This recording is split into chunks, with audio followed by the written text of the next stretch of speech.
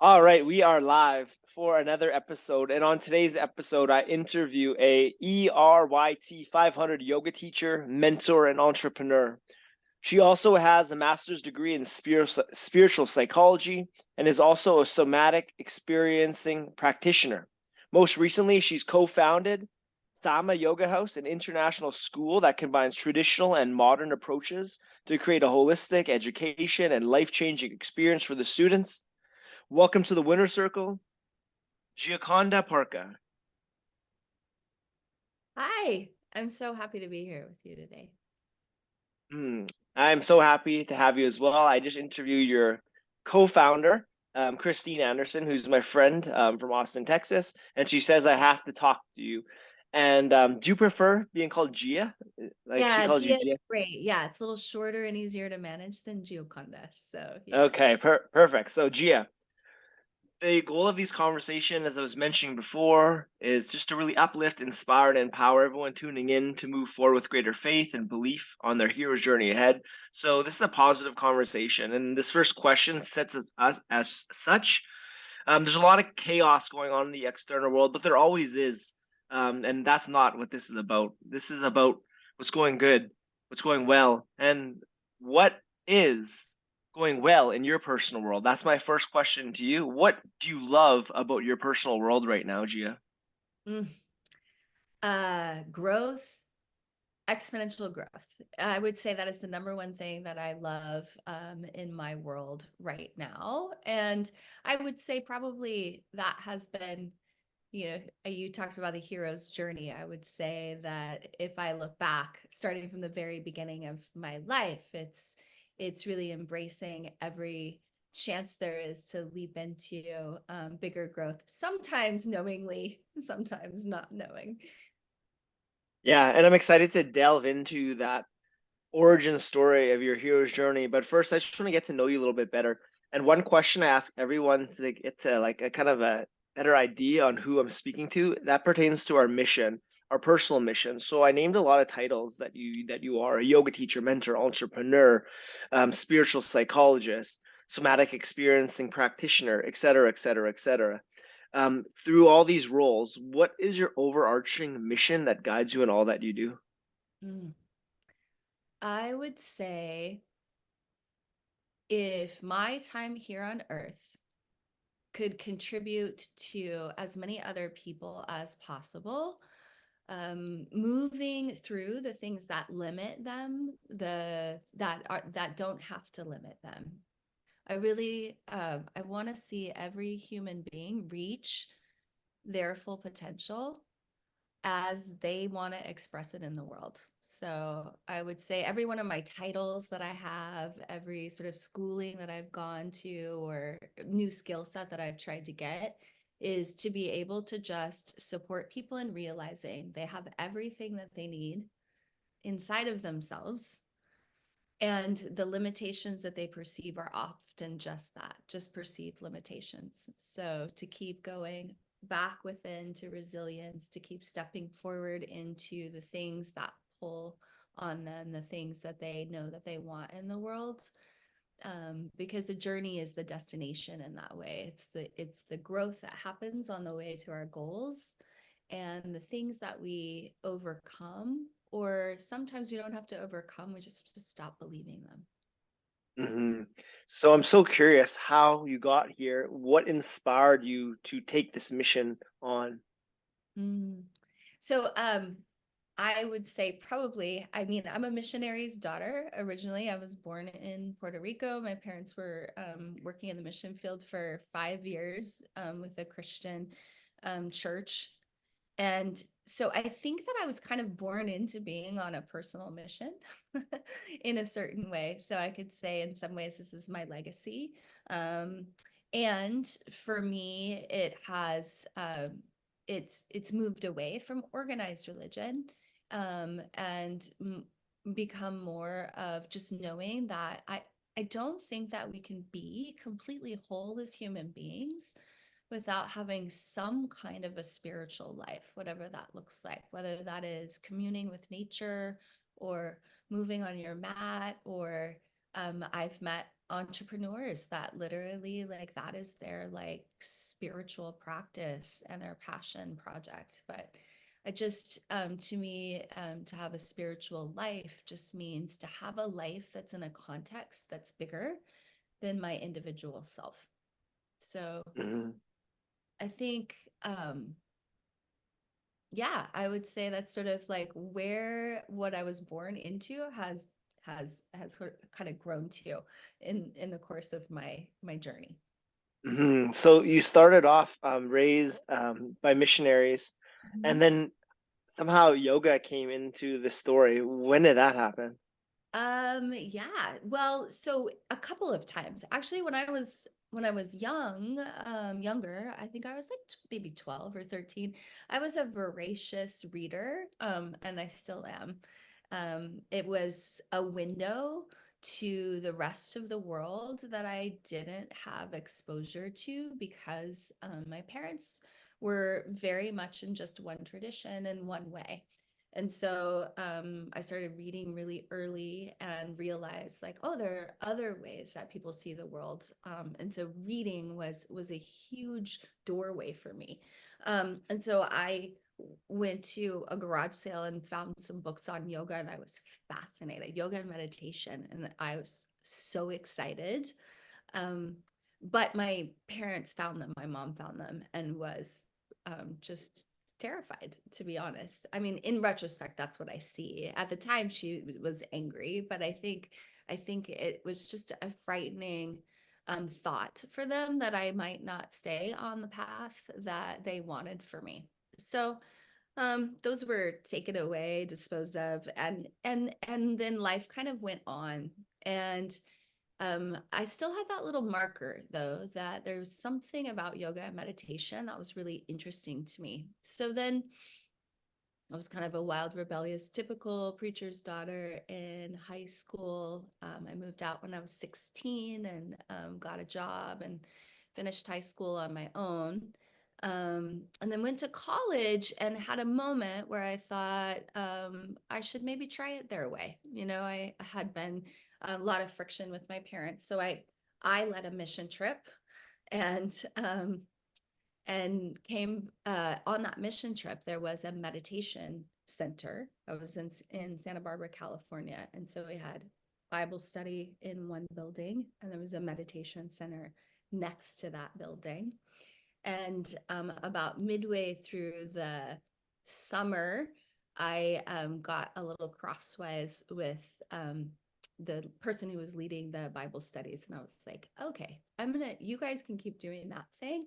I'm going to start going to the meditation center. So I went to the meditation center every morning and still participated in the other activities that were laid out for us that summer because I was really interested in the work of um, helping people. You know, we were feeding people, and also there was a counseling center where we could just be there to support people. So I liked that part. So it was kind of the first time that I had this combination of being of service and meditating. And it was amazing. And and then my life took sort of a different turn. I met somebody, I got married, we followed the Grateful Dead around for a while. It's how I ended up in Austin, Texas. He was actually from here. Um, and so spent some time experimenting with psychedelics and consciousness and understanding my mind. Um, and again, just expanding beyond this first worldview that that I had grown up in. Hmm. Um, yeah, Let's take a pause here. Just a few questions. sure. So yeah, let's talk about the effect of psychedelics on your journey. It's like something I'm really interested in talking to my guest about because it's a medicine, and so often it's erroneously seen as a drug, and it can be far from that when used intentionally.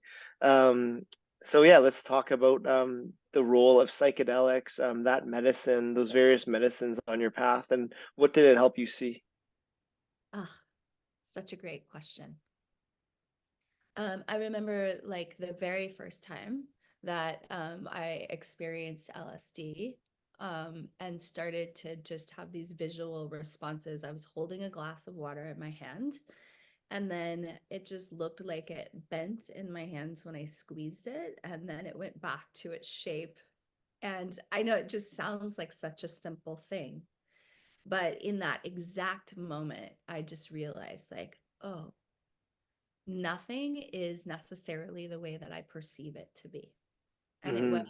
just the way that this medicine, I agree with you 100%, the way that this particular medicine worked for me in that experience was to just open up this like very small box that I'd been living in, to begin to say, if this glass is not the way that I perceived it to be, and it wasn't like so much of a linear thought process, it was like it just opened from inside of my mind.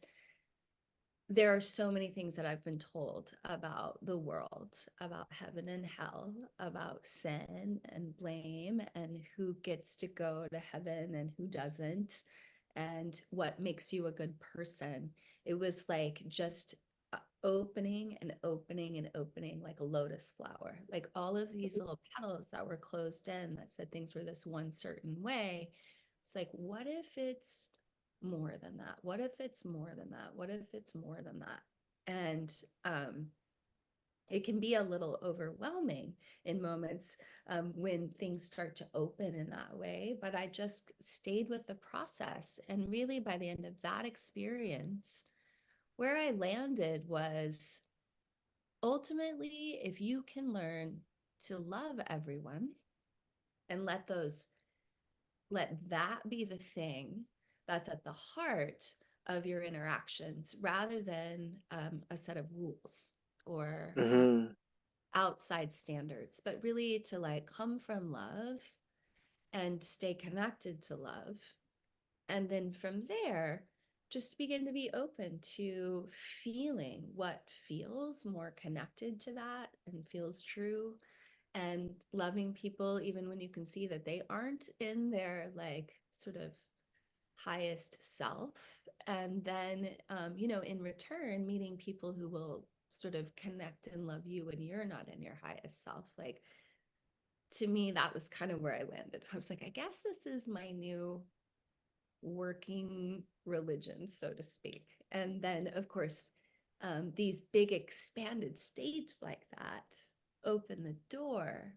And then they're the most effective when from that big opening, then we step back into life and say, okay, how am I going to, how do I live that every day? Hmm. That's a big piece is stepping back into life, right? So often it can happen where people just kind of stay in the ethers and they fail to integrate. They fail to step back into life. What have you learned about that integration process? Yeah, it takes time, and it takes the support of conscious community. And I community is also a big word for me, and it's such an important thing. I think it's something that we are, everyone that I'm talking to anyway, and everything that I can see and observe in the world around me, I feel like we're needing it more than ever, to return to that sense of communing, finding connection with each other, finding ways to support each other. I think really it's two things, this integration process. One is to recognize that a big opening, a big realization from the inside, it never goes away, but it also doesn't do all the work for you. And so Hmm. it's learning to um, whatever that epiphany is, to sort of like write it down or commit it in some way, so that then it's a touchstone to go back to. And then Hmm. and then you get to figure out, like, what does it look like in an everyday moment for me to like lead from love and hold someone in their highest, even if that's not what they're expressing to me in this moment. What does that start to look like?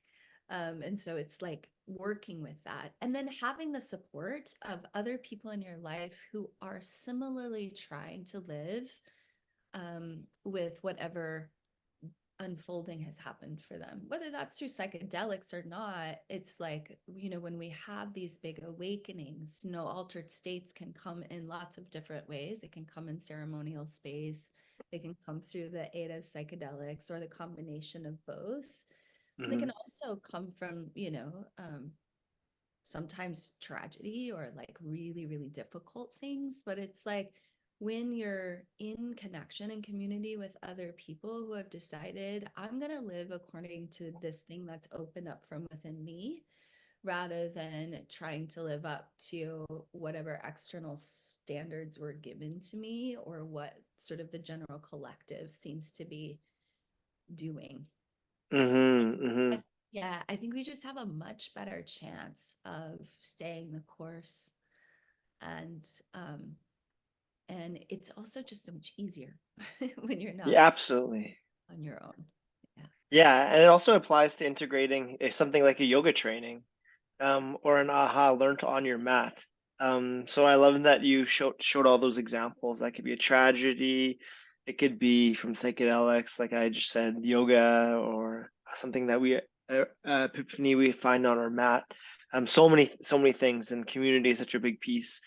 And so you had various communities you went in through on your journey, versus the missionary, and then at that meditation, and I think like it was Bible or meditation and religious studies place, and then with the Grateful Dead community, and Yes. that's where we left off. So you got married, you're traveled around, following the Grateful Dead. What happens next? um Sort of that kind of journeying, which was happening while I still had a job, just fresh out of college. We got married, we bought a house, we kind of did the house, but also the the journeys um into weekends of just full alternate lifestyle and community. And then we traveled for the first time, met a bunch of people who were on their gap year, or just had decided that traveling was their lifestyle. And so then that was the next big step, was my partner at the time and I, we decided to quit our jobs and hit the road. So we were following the Mayan Trail through Mexico and Central America, and then landed on an island in Honduras, which is really one of those full circle moments in life, because the second I landed on that island, I felt this sense of home that I really hadn't experienced before in my like adult life at all. And um now I know that that was really like a somatic memory. It was my tiny little child self remembered living on an island and seeing the palm trees and the sand and the ocean, and even the foods were so similar to the place that I was born and raised. And I didn't really have a lot of conscious memory of that. But we got to Honduras and I was like, I'm done. I'm here. I'm home. So lived there for a couple of years. So it was a dip into an expat community. So again, living with other people who had decided to sort of drop out of the way that life was going in their countries of origin, and figure out how to carve out a living on a little island. Living, Hmm. yeah, and then living connected with nature. Scuba diving became like a breath meditation for me. It was, I would say it was my first yoga. I think like closest to asana yoga was that time under the water. If you've ever scuba dived, all you can hear is your breath. So the whole Hmm. experience is guided by that. And so it was a very sweet time in that way of being immersed in nature and in a connected community. And it was also a really difficult time for me. A lot of drugs and lots of alcohol and lots of partying. And it was very diminishing on our relationship. So, um, Hmm. so there's that, the upside and the downside, right? So in the beginning, definitely like the psychedelics were about exploring. And then it's the, our surroundings and our community sort of shifted and it became more about escaping than exploring. Yeah, absolutely. I'm curious to delve into that a bit more. First, let's start with the quitting job and hitting the road. A lot of people dream of doing that. How are you able to make that work? How are you able to make that financially viable option for you and your partner at the time? Great question. So I had gotten a job right out of college. So I was working for the state, and the job that I was working in was actually a support job for kind of a crucial part of the response network. At the time, there were some big floods that were happening in Texas. So, long story short, I just had a lot of vacation days that I never took. I had a lot of overtime that I never had cashed in, and I had my 401k.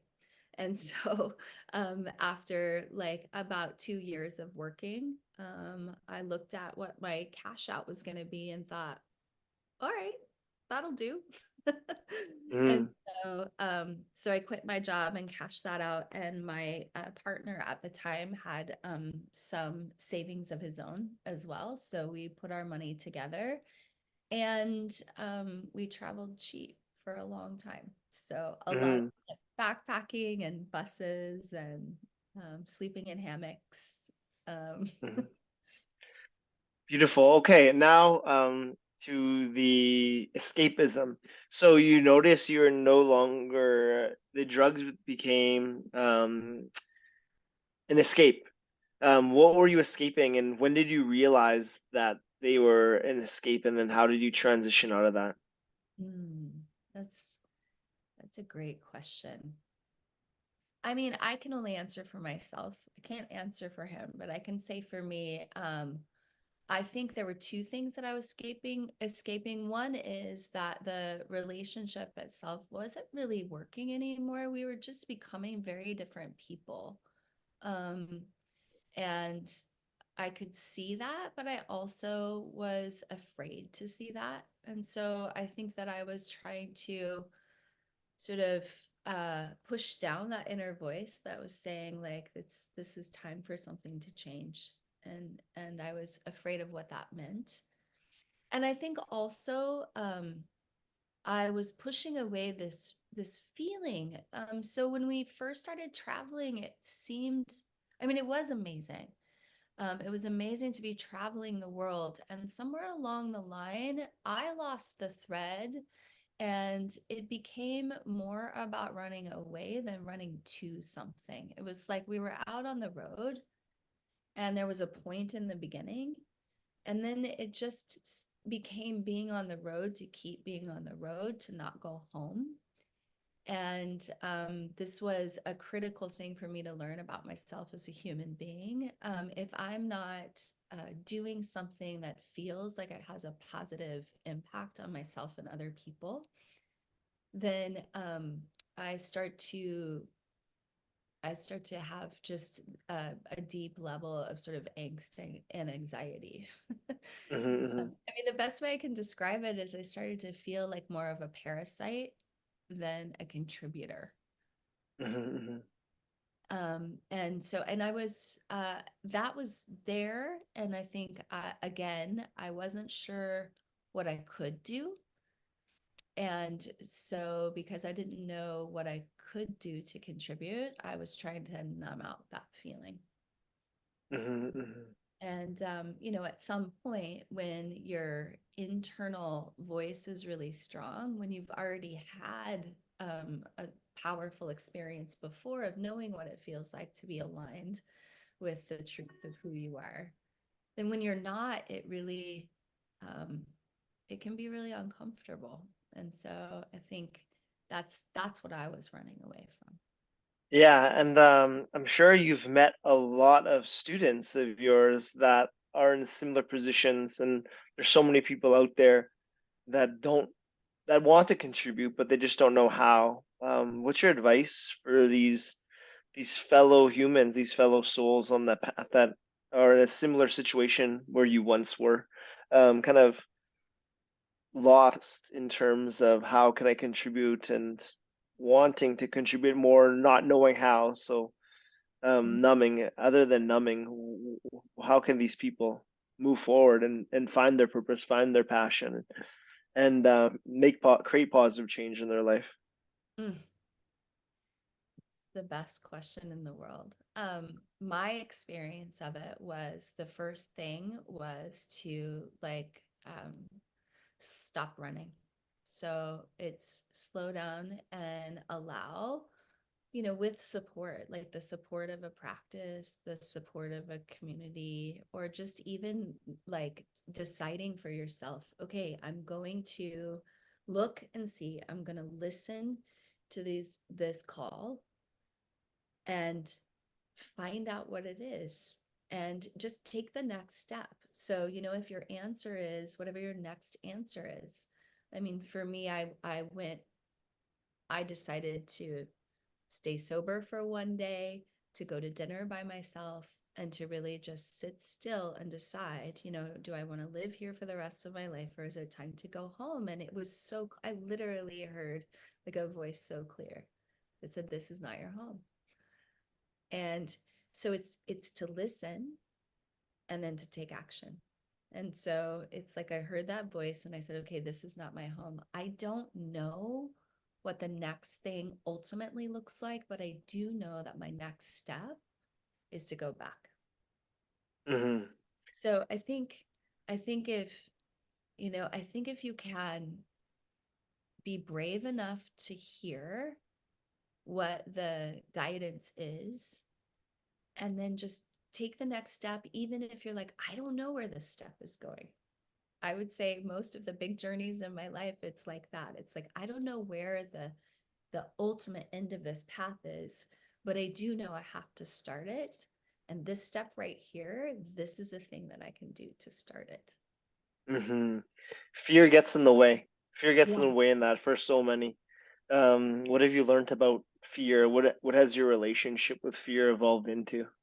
Oh, that's fascinating.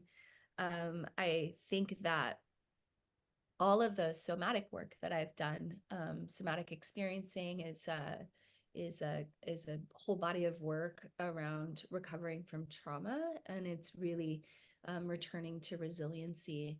So one of the first things that I've learned about fear, which is also a teaching from yoga, which is that fear is part of the human existence. There is no way to be a human being and not experience fear. So learning what fear feels like for each one of us and the ways that it can tend to sort of shut us down. And then what do I need when I'm feeling fear in order to move from a place of fear to action?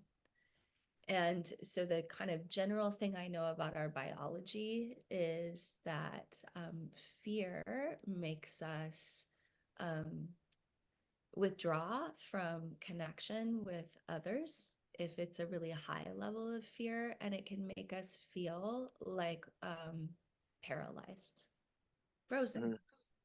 So the first thing that has to happen when that is happening is I have to go back to a place of feeling safe in my body, because it's that like lizard brain, it's the most primal part of us. And when that level of fear is activated, we can't actually talk ourselves out of it. And sometimes we can't even reach out for like a friend or a therapist or a teacher or a counselor, somebody who would help. In that first level of like, I'm just so afraid, I'm just shut down. It's like the simplest thing we can do is to like give ourselves a hug, to physically place hands on chest, to take some deep breaths, and to pause and be with and just say, oh, I'm experiencing fear right now. Like name it for what it is, breathe and be with ourselves. Soon as we get to that place, then like the next step is connection. connecting with someone else, remembering that we have community, remembering that we have people who are supporting us. And that shifts us from that most primal part into more of like our interconnected self. And once we can feel safety and connection, then we can go to all of the great practices that we know from our higher consciousness or prefrontal cortex. So, and this process I'm describing, the whole thing can happen in like 5 minutes or less. Mm, powerful. Thank you for that. So your journey has brought you back to Austin. I believe that's where home was for you at that time. Yeah, Um, uh, back and back to Austin, Texas. and then I don't know if this was next. You could correct me if not, but you go back to Austin, and then you found a community, and that community ended up being a cult. Yeah. Yeah, so I came back to Austin. I dropped back into yoga. Actually, I started virtually, although back then it was a VHS tape, but long time ago.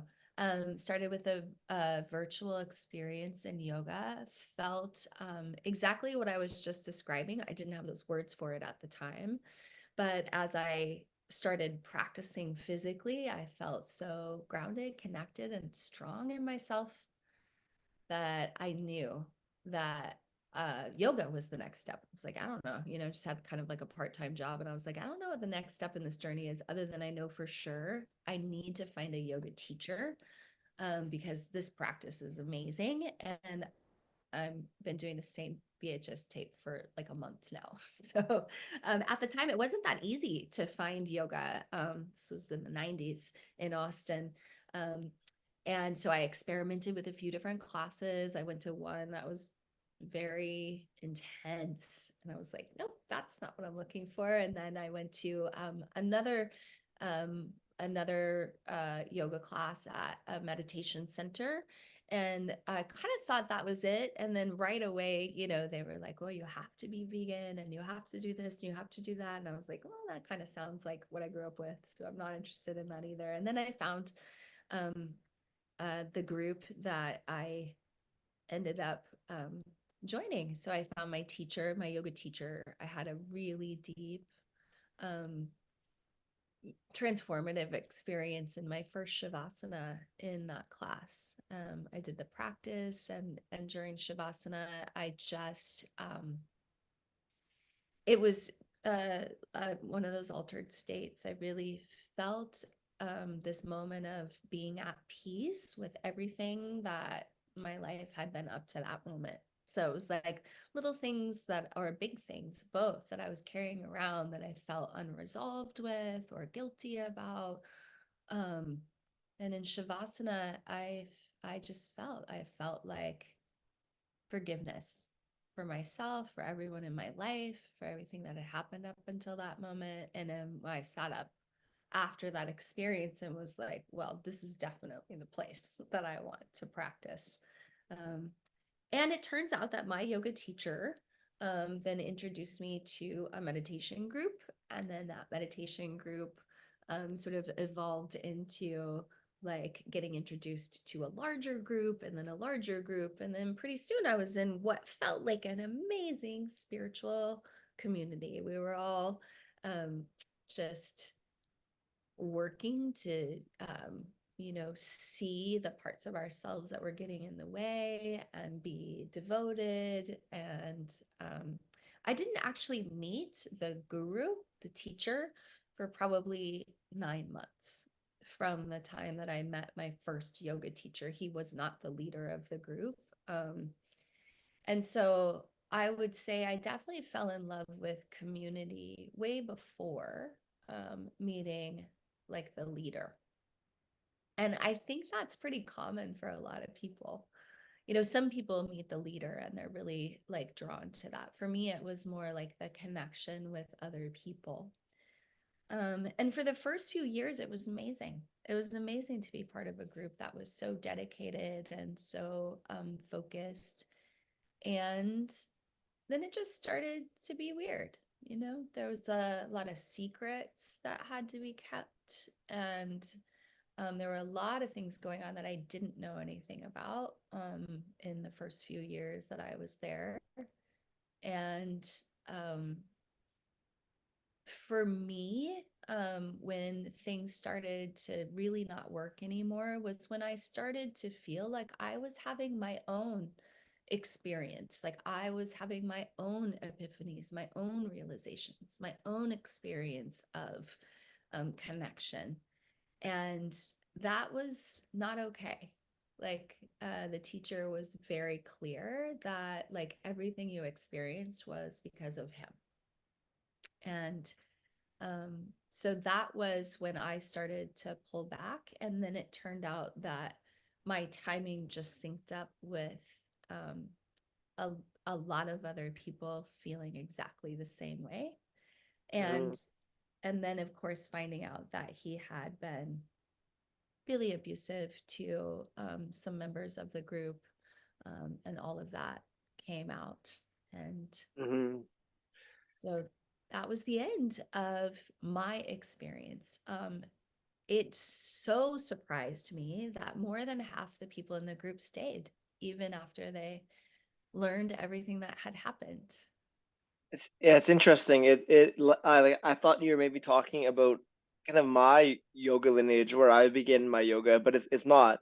It Mhm. just happens so often, and so I begin with Bikram yoga, and like it's like a same story. And I know yours is not Bikram, but like, why does this keep on happening in the spiritual community? What do you believe allows this to happen, and Mm. how can we protect our students from this in the future? I ask myself this question so often. I think one of the ways that we can protect this from happening in the future is by telling our stories and telling the truth, and by the truth coming out and not forgetting um, that uh, that this abuse of power is very common. I mean, that's the other thing that's crazy is like, for me with when I was in my story, it really felt like I was the only one. I and the people in our group were just having this very isolated experience. And it turns out it's not that uncommon at all. I think one thing that happens with community is it is easier in the beginning to form a cohesive and committed community when there's one person at the center. It's harder to create a community and a collective that's voluntary, that people are really into, if there's not like a central figure that everything sort of circles around. It's more like people have to keep showing up, not because they're all focused on this sort of pyramid kind of thing, but more like we're in it like a circle. And I think that that is part of maybe what our work is in our generation right now, is how do we learn to commit to showing up for something when it isn't triangulated or sort of pointed at like one person who's sort of holding it all together, but how do we hold each other in connection? Mm. I love Yeah. that, and it's so interesting that you said the circle, and that's really the whole reason I created these conversations. It's called Welcome to the Winner Circle, and I don't need to get into the details, but it was because a group where this kind of originated from. There was a center, and everyone fixated on this higher person, um, but what I recognized is like it was all the people around him. That's where the heart was, because the person he portrayed himself as is not who he truly was. Is fictitious. That was only one little piece that you saw on social media, but in person and talking to people around him, that did not exist. And so these conversations originated to speak about just kind of the divinity I see in so many people that surrounded him, that I also see in me, that I see in you, and we're all in this together. And there's no higher person. We are all that person, and it's taking action and embodying um, that hero archetype, and stepping up, because we could all achieve, um, everything. All the guests I have on my podcast, they all have accomplished amazing things, but they're just like you and I. We're like, so many people will see all your titles. Oh, how could Gia do that? But then when they hear your story, they recognize, oh, I started there. I recognize that, and then they just step by step, embracing the process over the destination. We're there. So that's kind of the origin of this podcast, this conversation. Welcome to the Winner Circle, and you just explained it. I really like that. So yeah, welcome to the Winner Circle. Um, Winner, what does that word mean to you? To me, it means embracing the process over the destination. Taking one single step in the present, whether that be, and it doesn't have to be extravagant. It doesn't have to be quit your job, travel across the world. It should be taking a deep breath, getting into your parasympathetic instead of your sympathetic. You could be just a bit more upright, open posture versus closed posture. It could be being aware of your vibration. It could be being present versus caught up in the past or the future, and that's moving us forward to where we want to be, who we already are. Um, what does winning mean to you, and what does going for your win look like for you in your life today? Mm. Yeah, winning to me means not letting fear stop me from doing the things that are showing up for me to do. Hmm. So, and I think, yeah, if I think about winners, winners to me are people who like see an opportunity, see a possibility, see a pathway forward, and they take it, even though they're a little afraid to do it um, because that step forward doesn't always have that end in sight. So it's like being willing to do the thing, the next step, even when you don't know where it's going to land you. Um, Hmm. and I mean, that I would say too that winners to me are exactly that. They're people who have kept going, Hmm. have kept going. Because I think there are a lot of people who will take the one step and then the step back because like, oh wait, that was scary. So it's like Hmm. seeing what that first step is and then staying with it consistent. Hmm. Kind of Hmm. like, Hmm. finding yoga is one thing, but staying in the practice over the decades, it's the layers of wisdom that unfold. I think part of it is overcoming fear. I think another part of winning is overcoming boredom. Hmm. Because it's just your mind and your ego that gets bored. And sometimes right in the moment where you either get really fearful or you get really bored, that's right in the moment where you're about to like discover something new, some Hmm. new strength inside of you that's able to go forward, or some new depth in the process. And that moment of boredom is right before you realize like, oh my gosh, all the gold is right here. All Hmm. the gold is right here in the consistency and the showing up, and then the breakthrough happens. Hmm. Hmm. So, what does living your win look like for you today? Mm. Well, Sama Yoga House is really, I would say, what living my win looks like right now. So when Christine came to me and said, "Hey, let's do this thing," I was equal parts like, "Yes," and "Oh, I don't know." And it's whenever I have that big feeling of yes right next to like, this is something that I've never done before. To uh, embrace that. So, living my win is really every day waking up and looking at what is there to do today to continue to move towards the vision that we hold for what Sama Yoga House can be, not just for us, but for our students. And then when they're graduates, for the world, what they can take back into their communities and into their lives. And so waking up every morning and really reconnecting with the bigger picture of what we're after gives me all the motivation that I need to then like sit down to the tasks and the new things that I'm learning every day as a new business owner as well as a yoga teacher and trainer. Hmm. So let's take a moment to just discuss yoga. It's something that Christine and I had a chance to do in my last episode, and we were discussing, and it's something I'm really passionate about. Like I've been practicing yoga for the last 15 years. I've been teaching for the last 10, and only more recently, the last few years, have I just really leaned into the fact that the yoga that dominates North America in particular is so asana based and kind of mm, missing the point. Um, Out of the 196 aphorisms in the Yoga Sutra of Patanjali, only two of those pertain to the physical postures.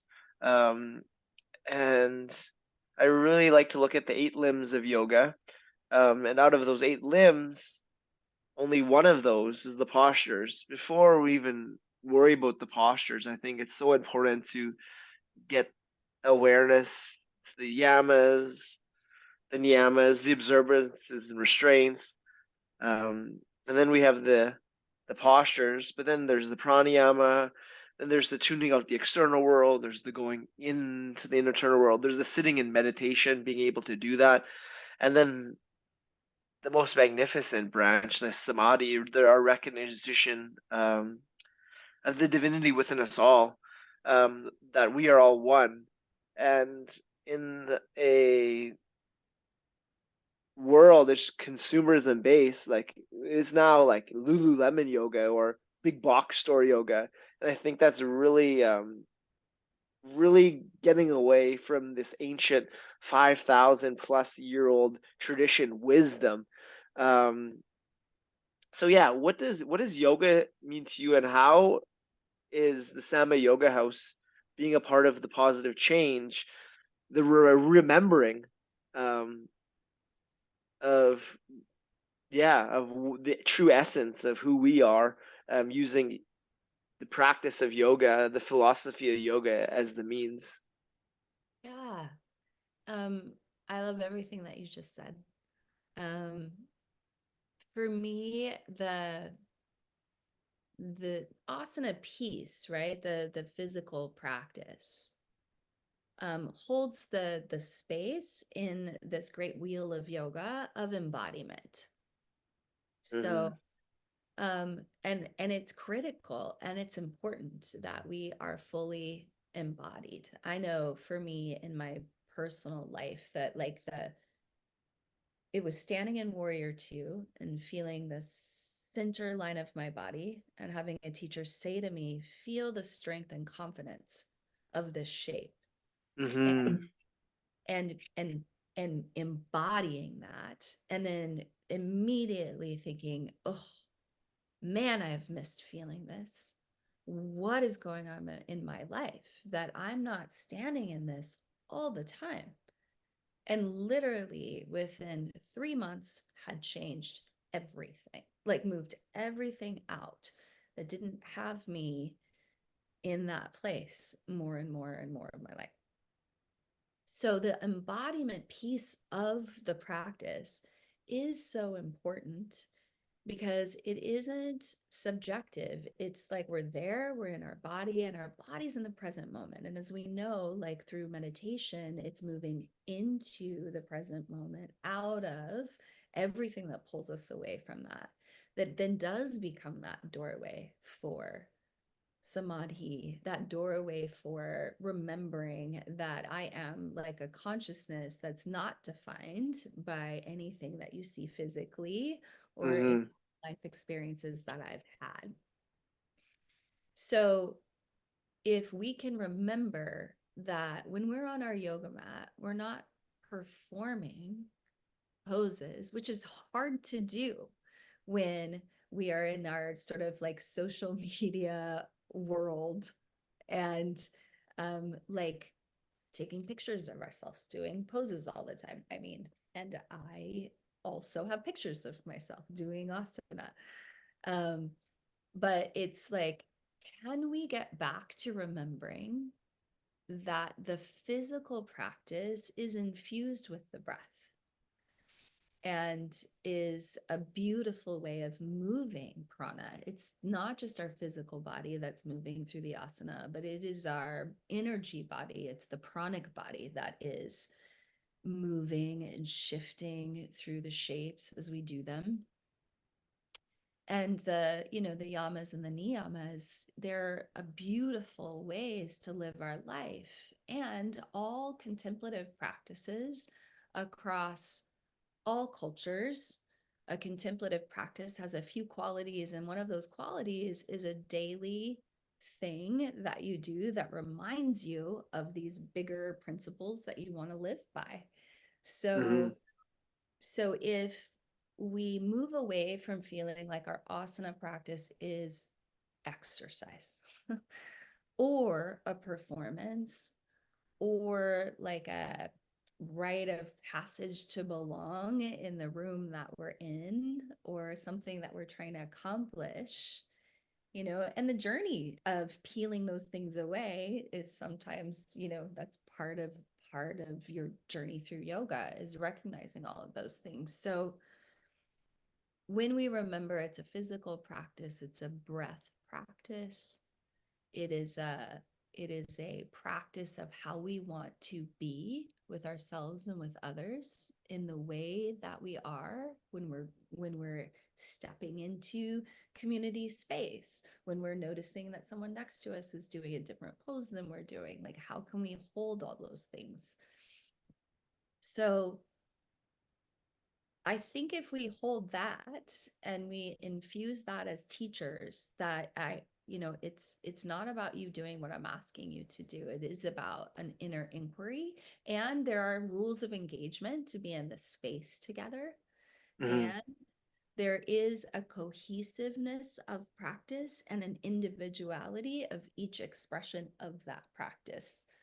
So, it's a lot of pieces to tie together, and then honoring Shavasana. It's not just like lay down and pass out or roll your mat up because we're not moving anymore. It's like, as you know, it's like one of the most important windows into those other limbs of yoga, of meditation and mindfulness. And Mm-hmm. I think we have to overtly speak to that. I think there was a time where, as a collective in the West, our yoga community sort of thought, well, as long as people are doing the poses, eventually they'll find their way there. I'm not sure that that's true anymore. I think that as asana teachers, I'd love to hear what you think about that. Like, I think we have to speak to that this practice is more than exercise, and that we're here to become more conscious and to connect with a beautiful practice that can help you in your life. Oh, absolutely. I agree. And I have a few things to say on that. The first is just in pertinence to this Shavasana. So we've worked an hour to attune to this frequency, this state, but then it's namaste, roll up the mat, go out. No, like I encourage like at least like 5, 10 minutes Shavasana to really feel into that frequency that you just stepped into. Um, one of my teachers I really admire, not a yoga teacher, but a spiritual teacher, Esther Hicks and Abraham. She talks about how we are conscious creators and how this is a radio station, and we learn how to attune the dial to whatever station we wish.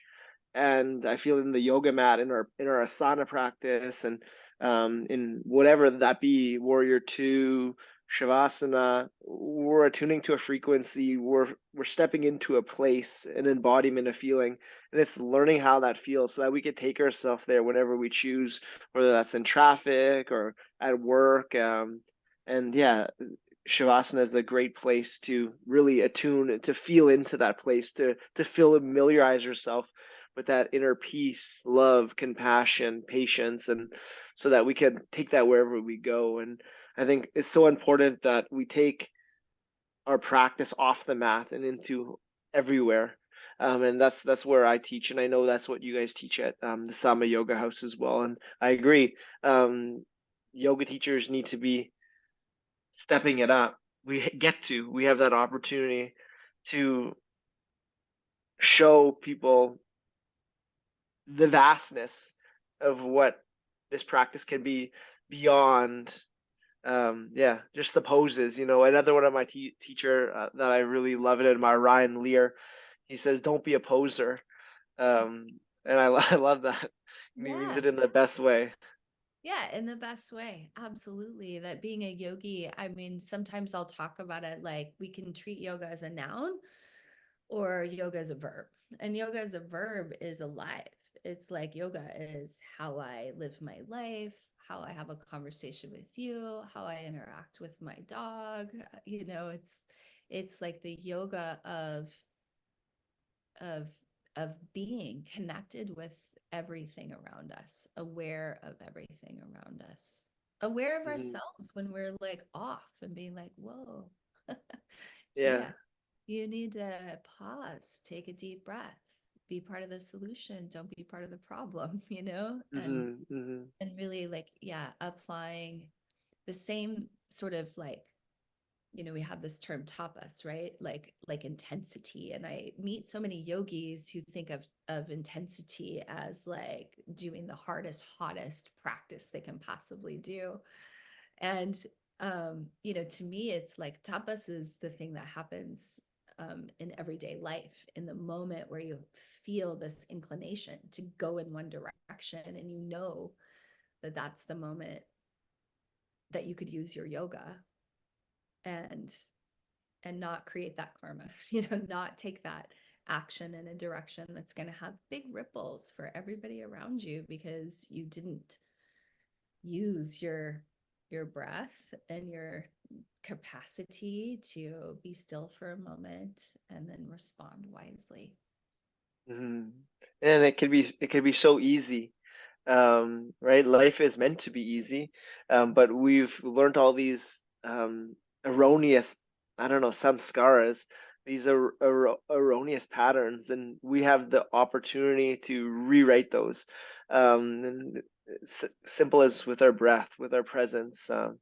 And a lot of my teachers have taught me this, and a few I mentioned, Esther Hicks, Ryan Lear, who have been some of your greatest teachers and mentors you've met on your path, and who were they, and what were the greatest takeaways that you've learned from them that you've incorporated into who you are?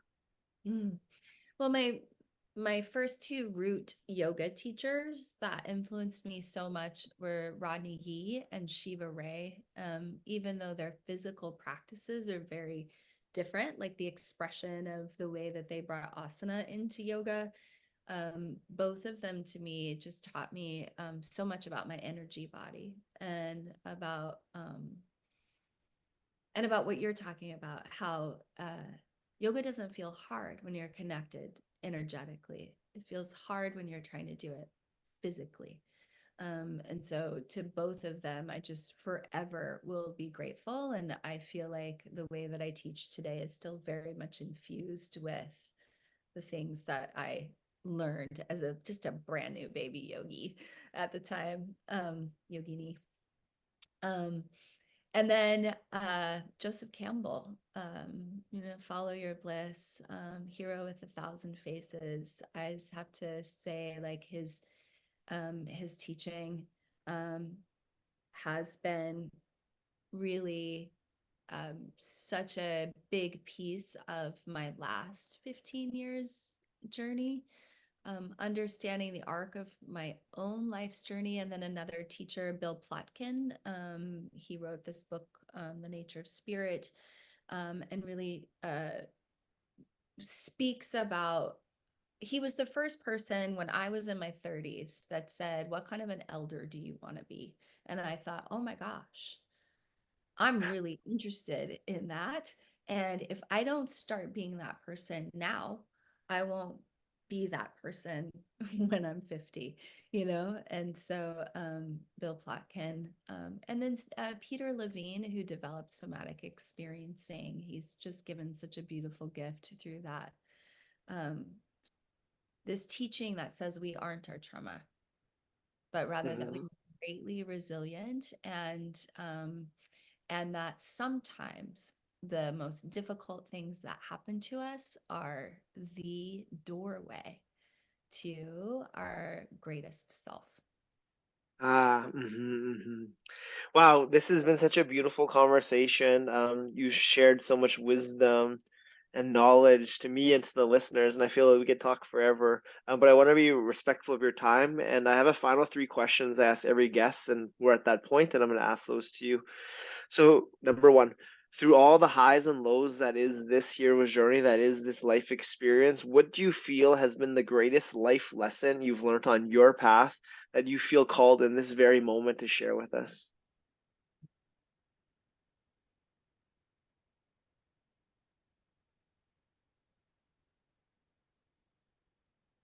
I would say resilience, that no matter how hard things seem in any moment, um, whatever we need, we already have within us.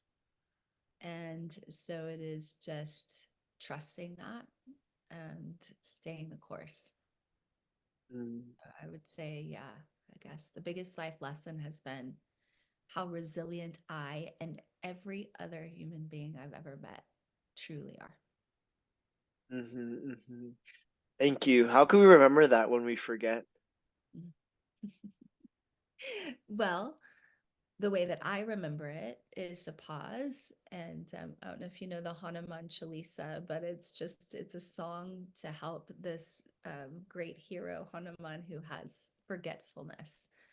It's a song that sings all of his greatest strengths and all the things he's already done so that he doesn't forget who he is. So when I'm forgetting my resilience, then I need to go and connect with the people who've known me for a long time, or I need to stop and think back to all of the things that I've already faced and overcome, and Hmm. and to the person that I know myself to be through all of those experiences.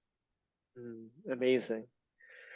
In three words, how would you describe the experience you're having in this reality? And so it doesn't have to be a sentence, but just three separate words that would you would use to describe the experience you were having on this earth. Journey,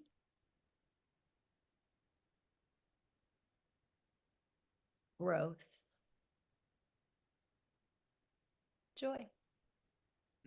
Journey, growth, and joy. I love that. Could you delve deeper into joy? What does joy mean to you? Yeah. So, I mean, it's just that thing that bubbles up whenever I stop looking at what's challenging about life and remember that it's just a miracle to be here. Mm-hmm, So joy to me is, it's like that unbidden. It's not happiness. Happiness is like a mood. It's more dependent on like what's happening around me. Joy is that it's like life force sort of like coming up and presenting itself and saying like I'm here to be experienced. and doesn't it feel good? Oh, feels amazing.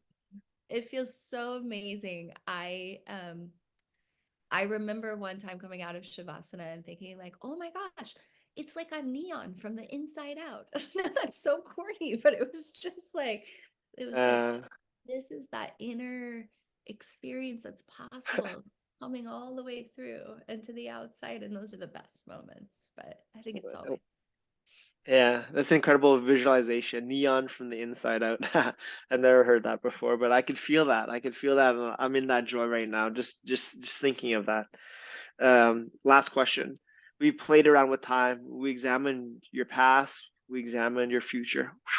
Let's zoom into the future. Let's transport ourselves into the future, and we're going to be alongside an 85-year-old Gia Parker Who is that 85-year-old woman? Where are you? Who are you surrounded by? What is the legacy you've left here in your 85 years? And what are the predominant feelings in your being? That's a really big question. Okay, 85-year-old me.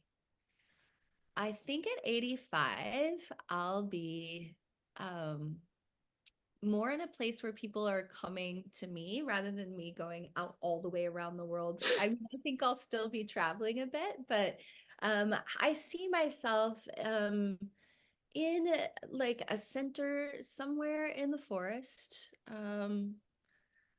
probably in the Pacific Northwest somewhere, um, in a place where people can come and study with me if they want to, can come and practice with me if they want to.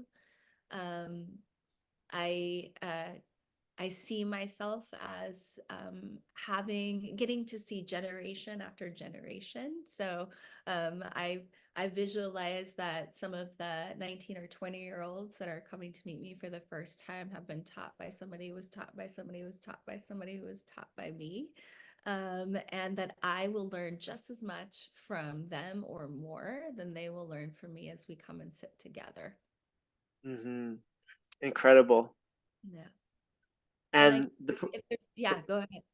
no, you could go continue. Oh, I was going to say, and if there's any sort of like the legacy that I would like to leave, I would just love to leave a legacy of teachers and students of not just yoga, but of themselves and of the world that are feeling that kind of joy that we were talking about, that are living their yoga, and that has enough ripple effect into the world that yoga continues to be available to people as the healing modality and just personal anchor in my life that it's been for me. And the predominant feelings in your 85-year-old self? I expect at 85 will probably feel a lot like I do now, which is like, how did it go so fast? Um, Hmm. and I'm just so grateful to have been along for this ride.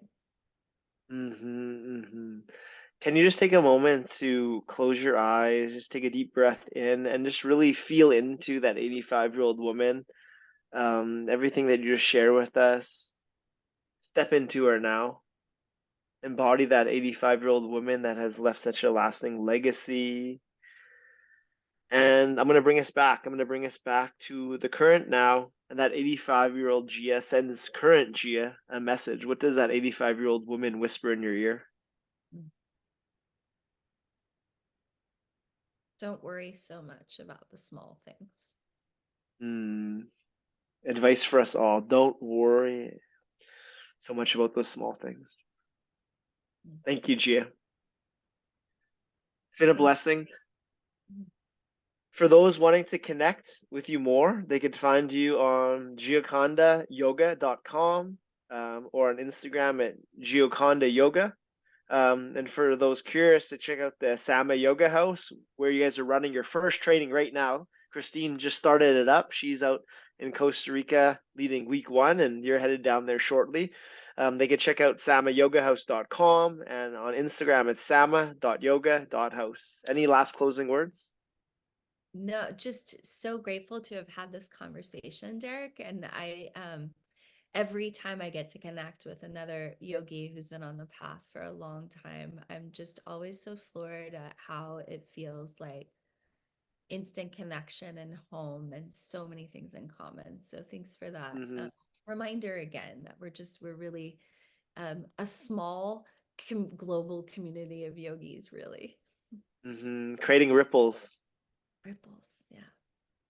To close every episode, we bring our fist into the winner circle, a choice. Boom. Oh. Thank you. Thank you so much. And that's a wrap on today's call.